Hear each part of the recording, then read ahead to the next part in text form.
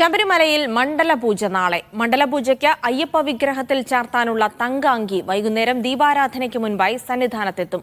പമ്പയിൽ നിന്ന് തീർത്ഥാടകരെ കയറ്റിവിടുന്നതിലെ നിയന്ത്രണം ഇന്നും തുടരുകയാണ്. കഴിഞ്ഞ ദിവസത്തെ അപേക്ഷിച്ച് എരുമേലിയിൽ ശബരിമല തീർത്ഥാടകരുടെ തിരക്ക് കുറഞ്ഞു. വാഹനങ്ങൾക്ക് നിയന്ത്രണമില്ല. വിവരങ്ങൾ നൽകാൻ എരുമേലിയിൽ നിന്ന് ജോസി ബാബുവും സന്നിധാനത്ത് നിന്ന് കെ അഖിലും പമ്പയിൽ നിന്ന് ഹരിമോഹനും ചേരുന്നുണ്ട്. ആദ്യം ഹരിമോഹനിലേക്കാണ്.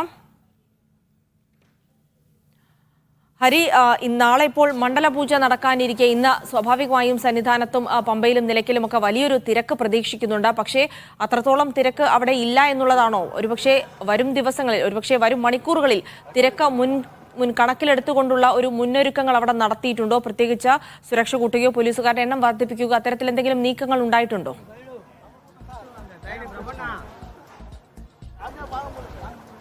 ജിൽസി ആദ്യം പറഞ്ഞതുപോലെ തന്നെ ഈ തിരക്കിന്റെ കാര്യത്തിലാണ് ഒരു കുറവ് വന്നിട്ടുള്ളത്. അതായത് ഇന്നലെയൊക്കെ തന്നെ 1,00,000-ലധികം പേർ ദർശനം നടത്തി എന്നൊക്കെയുള്ള ഔദ്യോഗിക കണക്കുകൾ പുറത്തു വന്നിരുന്നെങ്കിൽ ഇന്നിപ്പോൾ നിലവിൽ നിലയ്ക്കലും പമ്പയിലും ഒക്കെ തിരക്ക് താരതമ്യേന കുറവായിട്ടാണ് നമുക്ക് അനുഭവപ്പെടാൻ സാധിക്കുന്നത്. ഒരുപക്ഷെ അത് ഈ തങ്കയങ്കി ഘോഷയാത്ര ഇന്നിവിടെ എത്തുന്നതും അതിനോടനുബന്ധിച്ചുള്ള ചില നിയന്ത്രണങ്ങളും പ്രതീക്ഷിച്ചുകൊണ്ടായിരിക്കാം ഇന്നൊരു പക്ഷേ ഇത്തരത്തിലുള്ള തിരക്ക് കുറഞ്ഞത് എന്നുള്ളതാണ് മനസ്സിലാക്കാൻ സാധിക്കുന്നത്. ഈ വഴികളിലൊക്കെ തന്നെ ഇത്തരത്തിൽ ഭക്തർ എത്തി, അതായത് കൂട്ടത്തോടെ എത്തി നല്ല തിരക്ക് അനുഭവപ്പെടുന്നതാണ് കഴിഞ്ഞ ദിവസങ്ങളിൽ കണ്ടുകൊണ്ടിരുന്നത്. പക്ഷേ ഇന്ന് അത്തരത്തിലുള്ള തിരക്കുകളൊന്നും അനുഭവപ്പെടുന്നില്ല. ഇതിൽ പക്ഷേ കുറച്ച് നേരം കഴിഞ്ഞ്, അതായത് ഏകദേശം ഒരു മണിക്ക് ശേഷം നിലവിലിപ്പോൾ തങ്കയങ്കി ഘോഷയാത്ര നിലയ്ക്കലോട്ട് വന്നുകൊണ്ടിരിക്കുകയാണ്. അപ്പോൾ ഈ നിലയ്ക്കൽ ഈ ഘോഷയാത്ര എത്തിക്കഴിയുമ്പോൾ അവിടെ നിന്ന് വാഹനങ്ങൾ പമ്പയിലേക്ക് വിടാതെയുള്ള ക്രമീകരണങ്ങൾ പോലീസ് ഏർപ്പെടുത്തും.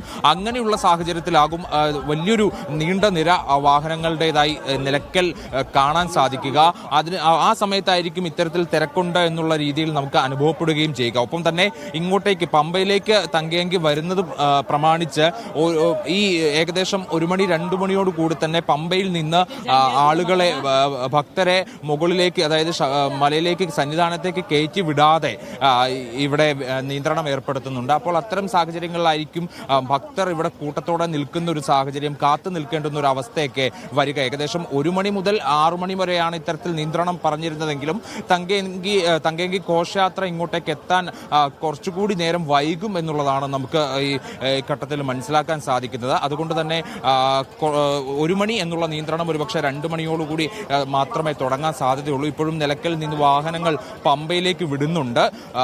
തങ്കയങ്കി ഘോഷയാത്ര എത്താത്ത സാഹചര്യത്തിലാണ്. അത് എത്തുമ്പോഴേക്ക് വാഹനങ്ങൾ തടഞ്ഞിട്ട് തങ്കയങ്കി ഘോഷയാത്ര മാത്രം ഇങ്ങോട്ട് പമ്പയിലേക്ക് വിടുന്ന ഒരു സാഹചര്യമായിരിക്കും ഉണ്ടാവുക. അതിനുശേഷം പമ്പയിലേക്ക് ഈ ഘോഷയാത്ര പുറപ്പെടുന്ന സമയം മുതൽ ഇവിടെ നിന്ന് ഭക്തരെ സന്നിധാനത്തേക്ക് പ്രവേശിപ്പിക്കാതെയുള്ള നിയന്ത്രണങ്ങൾ, ക്രമീകരണങ്ങളൊക്കെ തന്നെ പോലീസിന്റെ ഭാഗത്തു നിന്നുണ്ടാകും. ജിൽസി പറഞ്ഞതുപോലെ തന്നെ ഇന്നലേക്ക് കനത്ത തിരക്ക് അനുഭവപ്പെട്ടതും വഴിയിലൊക്കെ വലിയ രീതിയിൽ ബ്ലോക്ക് അനുഭവപ്പെട്ടതും ഒക്കെ കണക്കിലെടുത്തുകൊണ്ട് ഇന്ന് വഴിയിലുടനീളം പോലീസിന്റെ കുറച്ചുകൂടി കൂടുതൽ സന്നാഹത്തെ ഏർപ്പെടുത്തിയിരിക്കുന്നത് കാണാം. ഒപ്പം തന്നെ തങ്കയങ്കി ഘോഷയാത്രയ്ക്കും വലിയ രീതിയിലുള്ള സുരക്ഷ പതിവ് പോലെ തന്നെ അതിനും ഏർപ്പെടുത്തിയിട്ടുണ്ട്.